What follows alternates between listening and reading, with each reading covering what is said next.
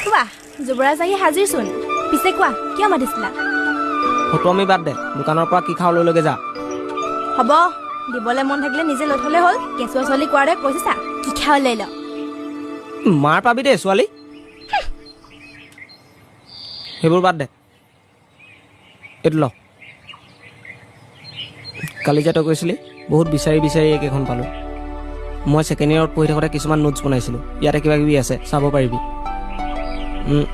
আৰু যদি কিবা লাগে কবি মই চাই দিম মোৰ কাৰণে ইমানবোৰ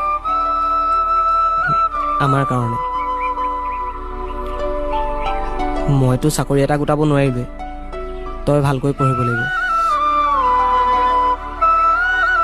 মই তোৰ লগত সদায় ছাৰটোৰ দৰে থাকিম থেংক ইউ হ'ব দে এতিয়া যা তুমিও যোৱা